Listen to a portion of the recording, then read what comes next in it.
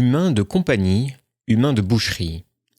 Les chats, la pensée complexe et la pensée pas complexe du tout. Du 23 septembre 2016. Mise en garde.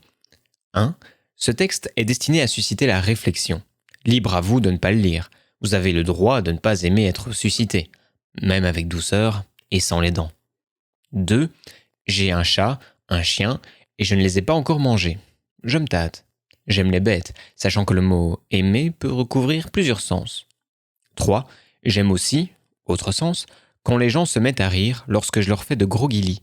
Un rire parfois jauni s'il ne parvient pas à toucher la zone orbitofrontale. Soit je vise mal, soit il n'y a pas de zone orbitofrontale, du moins active. C'est possible et bien triste. Et là, la chatouille devient gratouille, voire eczéma, intense. Bon, vous me direz si ça chatouille ou si ça gratouille.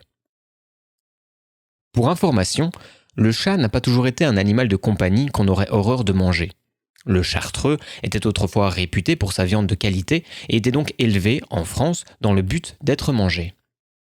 Il n'est pas si éloigné le temps où nos ancêtres se posaient davantage la question de chercher quoi manger comme animal plutôt que de se demander si on doit ou pas tuer un animal pour le manger. En 1950, les paysans représentaient une très très grande partie de la population française.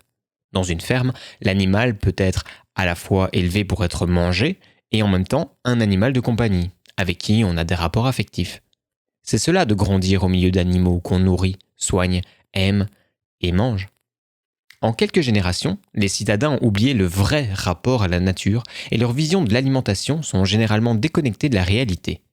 D'où le besoin d'une approche cybernétique pour bien comprendre ce qu'est un écosystème. Social, naturel, anthroposocial naturel, pour paraphraser Edgar Morin. Au Vietnam et en Chine, le chien est à la fois un animal domestique, destiné à être mangé, et un animal de compagnie, avec lequel on a des rapports affectifs. La culture et l'histoire déterminent nos rapports avec les animaux. Idem pour les humains, nous pouvons pleurer pour des proches et laisser crever des gens qui habitent finalement pas si loin. Nous avons nos humains de compagnie, ceux qu'on aime, et nos humains de boucherie, qu'on laisse crever et ou qu'on exploite sans la moindre honte. En principe, c'est là que ça peut gratouiller sévère. Certains, les plus malins bien entendu, se disent qu'il est possible qu'ils soient eux-mêmes des humains de boucherie, qui possèdent des animaux de compagnie. Oh merde! Où est donc ma place dans la grande chaîne des animaux domestiques, la grande chaîne trophique, au propre ou au figuré, comme dirait M. Edgar Morin. Chez nous, je veux dire, autant dans nos maisons, nos hypermarchés que notre pays, notre culture, on pourrait manger du chat, l'avoir comme ami, bébête de compagnie, et comme réservoir d'acides aminés. Mais nombreux sont ceux qui s'élèveront contre le fait de manger du chat, encore plus les véganes qui, paradoxalement, possèdent des chats et les nourrissent avec de la viande industrielle. Ne pas manger du chat, tout en sachant que ceux-ci détruisent l'écosystème et tuent pour satisfaire leurs besoins de chasseurs, alors que les bonnes croquettes industrielles, qui sont le produit d'un irrespect total de nombreux autres animaux, les attendent à la maison. Oui, le chat, c'est pas juste un gentil paquet de poils ronronnant qui nous gratifie, c'est aussi un élément d'un système, d'un écosystème construit par des humains, pour des humains, et qui fait pas mal de dégâts dès qu'on veut bien avoir les couilles de penser un peu plus large que son nombril. Couille, c'est fait exprès. Comme c'est à la base une boule de poil, l'usage métaphorique ne sort ainsi pas du monde des animaux de compagnie, et ça vous parlera, j'en suis persuadé. Dans nos sociétés ultra-individualistes, le chat est tant aimé car il est le prolongement narcissique de son maître. Ne pas vouloir manger du chat, c'est ne pas vouloir manger son nombril.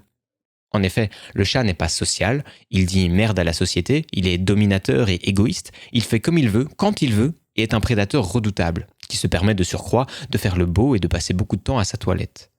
Le parfait représentant, version animale, de l'idéologie dominante.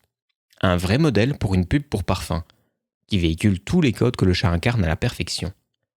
Le chat, c'est la version mignonne de tout ce qu'on nous pousse à être et qu'on n'est pas tout à fait.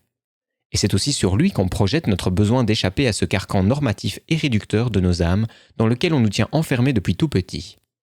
Va, chat, vis ce que moi je ne peux vivre. Tu es le vengeur compensateur de ma liberté sacrifiée. Bon. Et cette réflexion sur la chaîne trophique et les humains de compagnie, les humains de boucherie. Et leurs conditions d'élevage, généralement industrielles. Vous en êtes où? Et où en est L214 sur ce sujet? Ah ouais? Ça gratouille? Mais non, on peut vite oublier ça en faisant un petit effort.